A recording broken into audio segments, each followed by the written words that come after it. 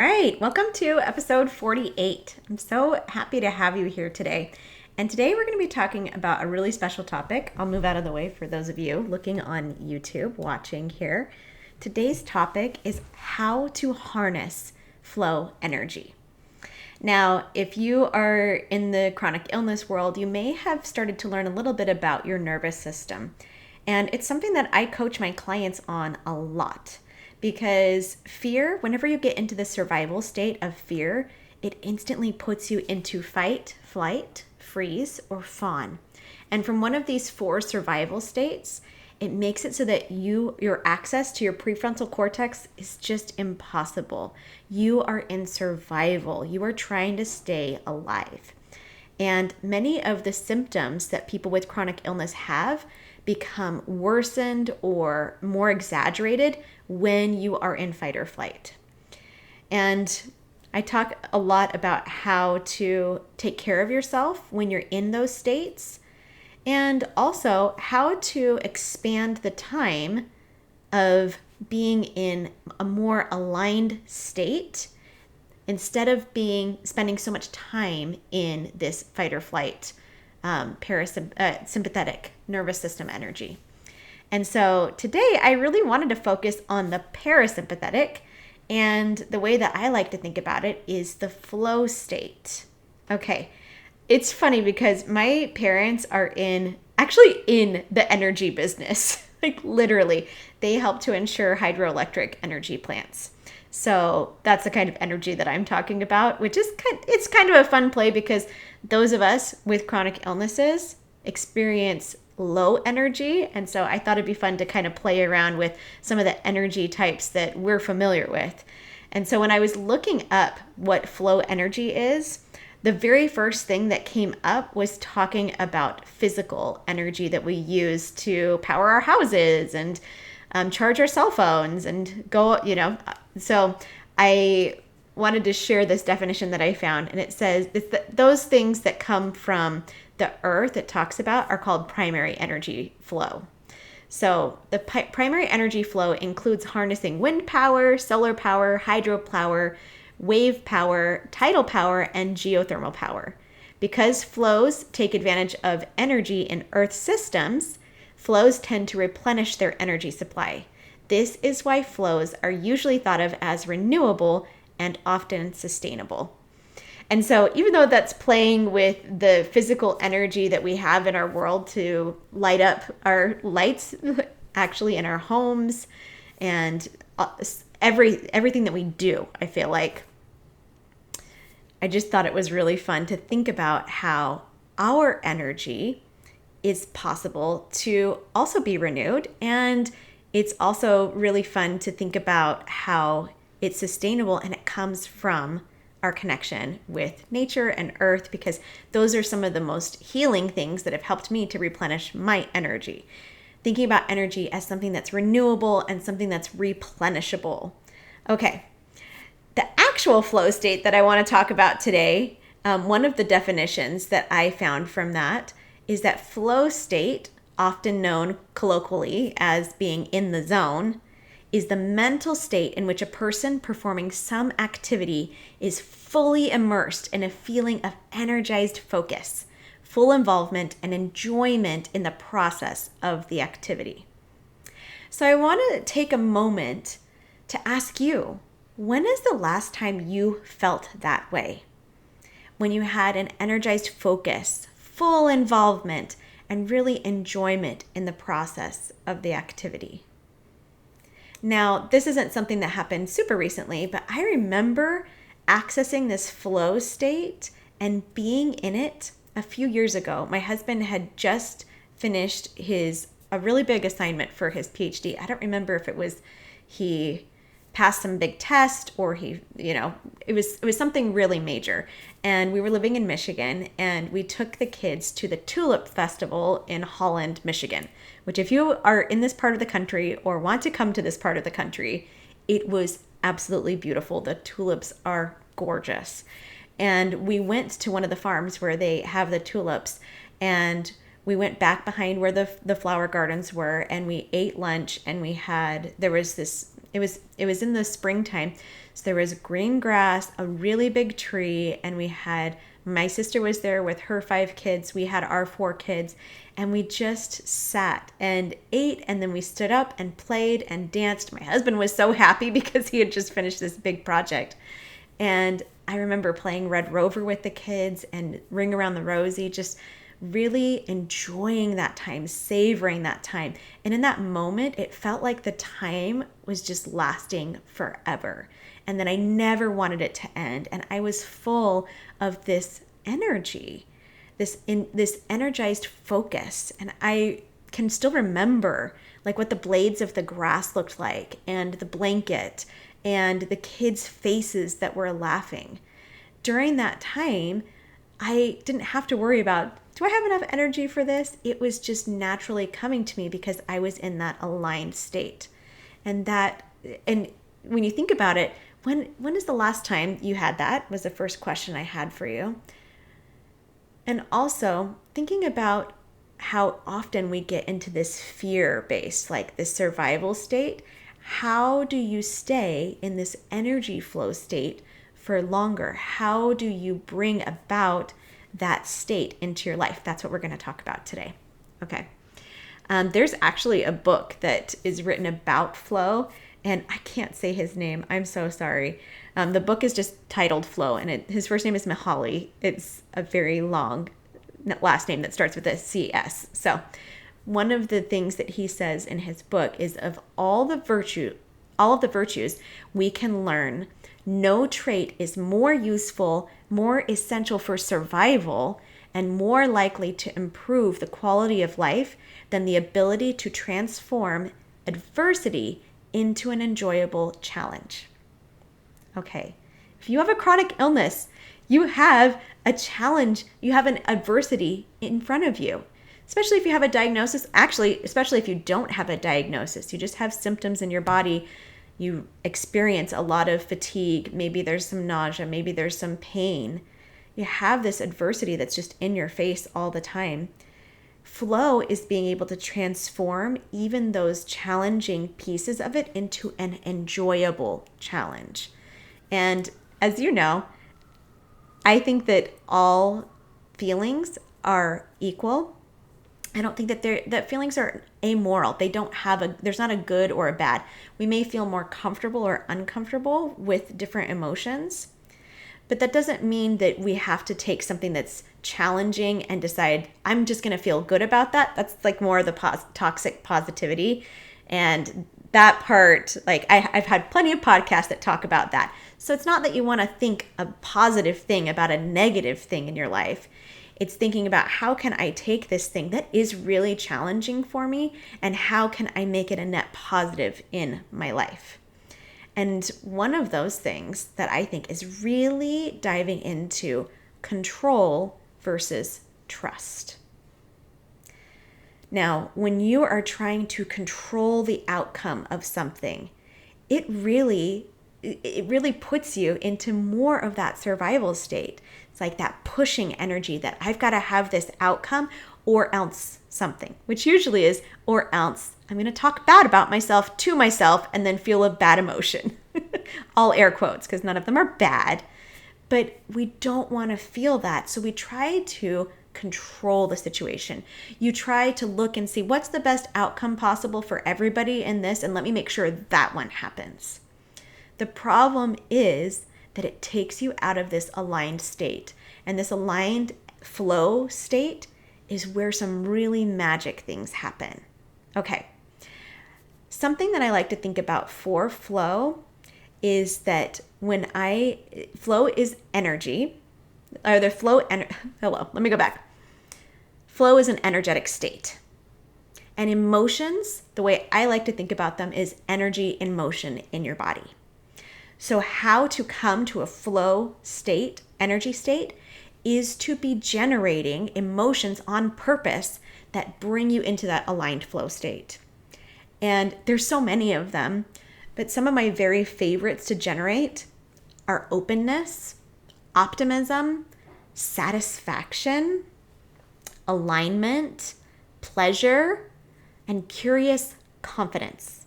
I don't say confidence here because if you are confident in something, it's not an enjoyable challenge anymore. It's just an inevitability.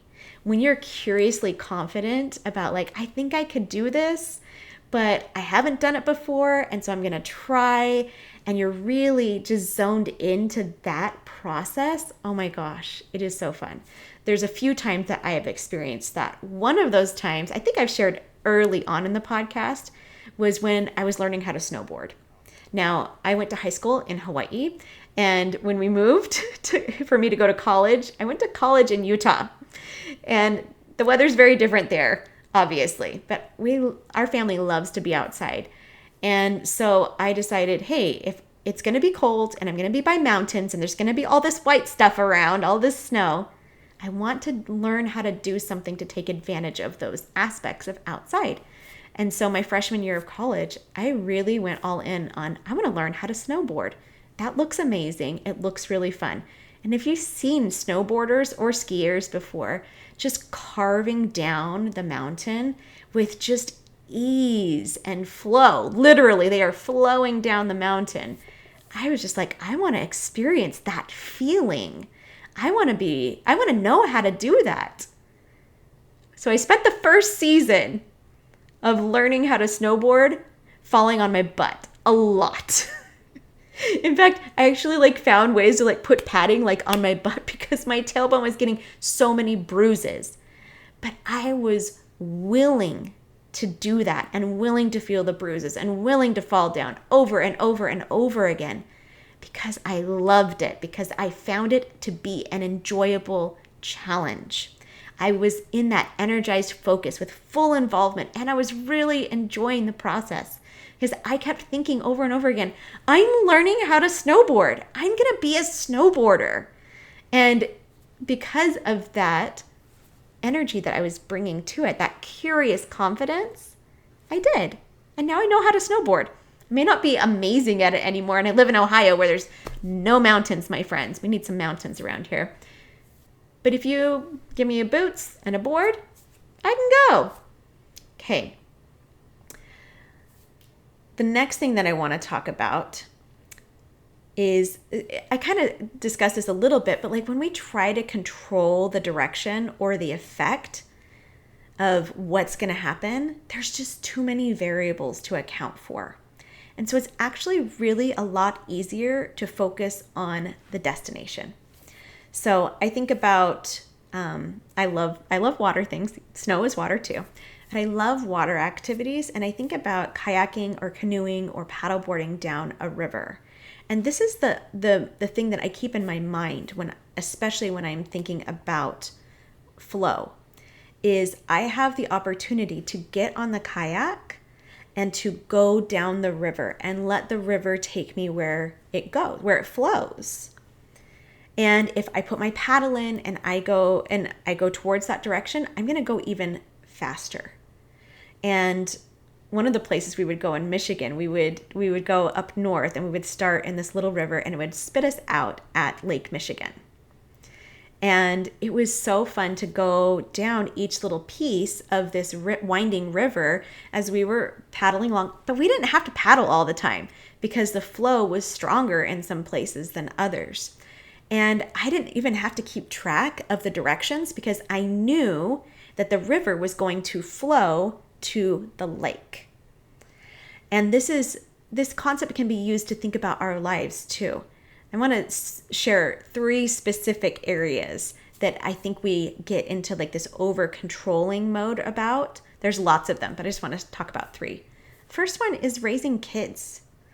We think if you can control your child and help them make all the right choices, put them in all the right things, and they do all the right stuff, that will somehow equal this summation of a successful life for your child. Unfortunately, there's too many variables. There's too many variables to understand exactly what your child's path is going to be, and their needs are different than your needs, and their perspective is different than yours.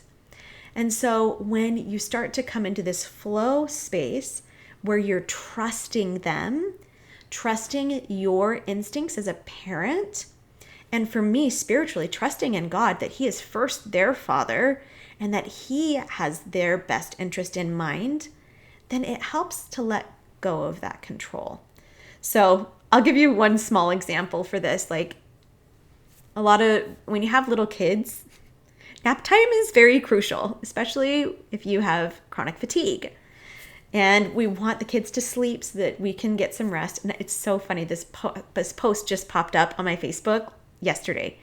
It's my daughter is turning 13 pretty soon. And I had a memory came up about when my son that's older than her he was 2 years old. And I was writing that he was just starting to buck taking his naps. Like he didn't want to take naps anymore. And I was 9 months pregnant and I was freaking out because I was like, how am I going to take care of this baby? And it was at the end of pregnancy too. Like, how am I going to get the rest I need if he's not sleeping? And so what did I do? Like, go into over control mode. Like, I'm going to make you sleep. I'm going to threaten you. I'm going to tell you to do this. All of these things. And it didn't help. Like, he didn't end up taking a nap. And I really thought, oh, this is for him. Like, he really needs to nap. This is his thing. But really, I needed the rest. And I came up with some really creative solutions that did include him always taking a nap, but to get the needs met that I needed in the moment. Because we often try to control other people when we are not thinking about what is the need that I actually have in this moment that's not getting met. I think if they change, then I can get the need met. But that's just not true.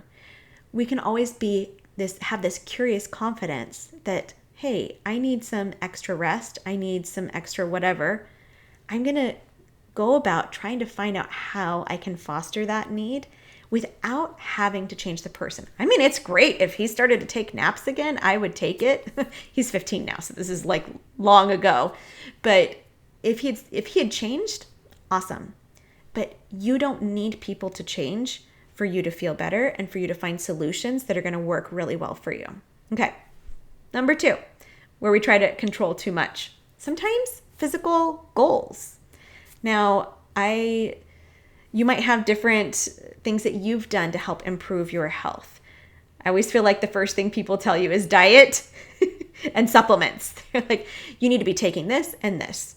And I think that they have their place, but I don't think that those things are going to solve for chronic fatigue and being so tired and exhausted as much as taking care of yourself and how you're dealing with the stresses that you're facing. I think that has a much bigger impact than what you eat.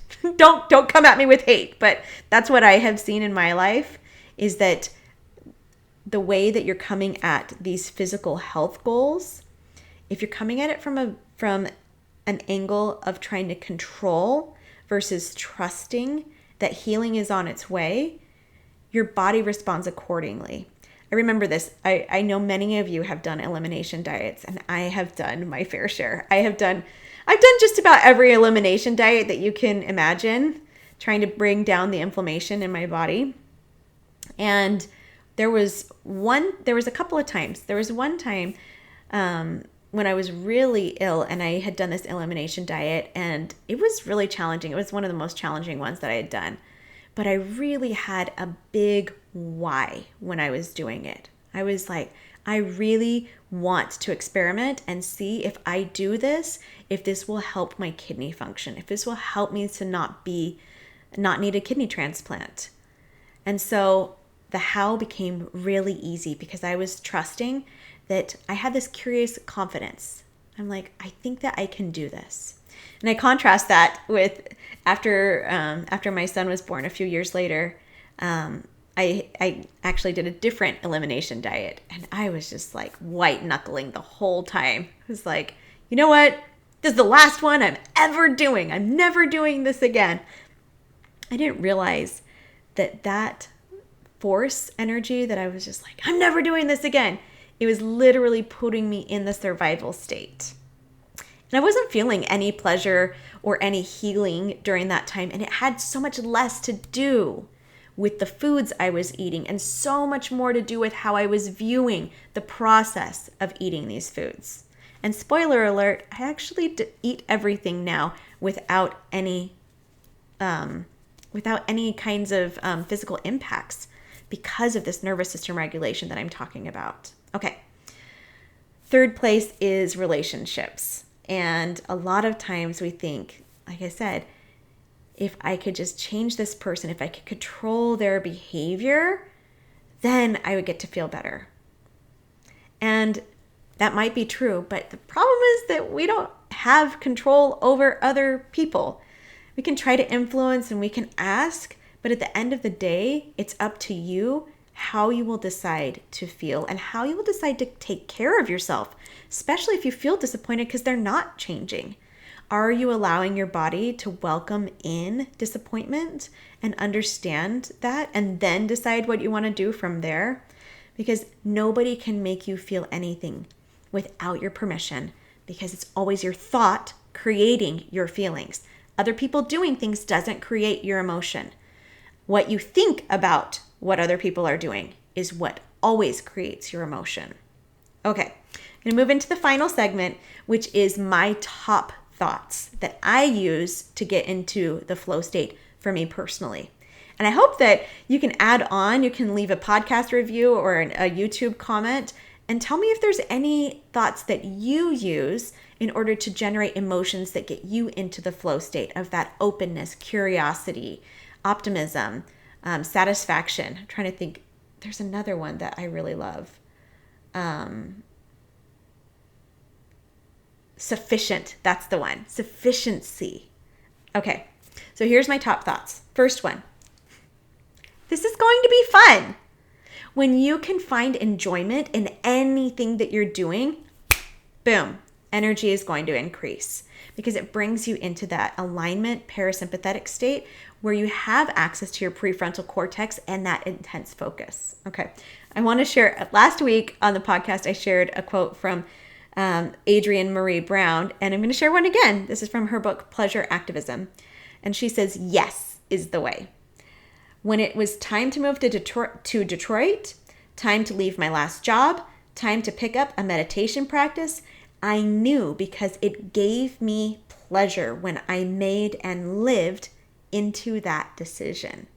So think about what the thing in front of you is not fun, but you have the opportunity to make it fun if you want to. Okay, number 2 thought. I was made for this. Like, I think about all of the physical challenges that I have been through, kidney failure, kidney transplant, nearly failed kidney transplant, pregnant on the transplant list. Like, there's a long list, and that's just like a few of them.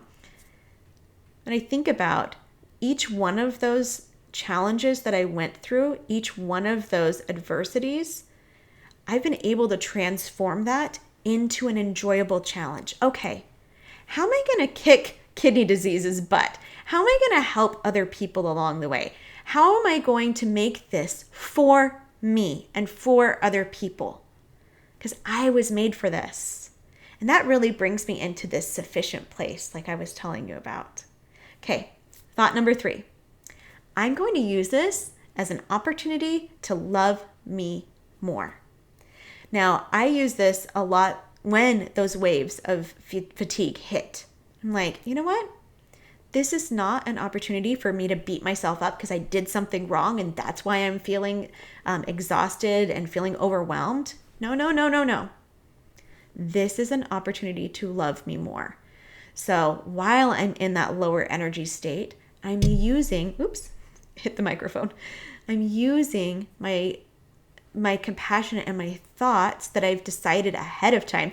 Remember last week we talked about making decisions ahead of time? Decide ahead of time. This is how you're going to treat yourself when your body is not cooperating how you want it to.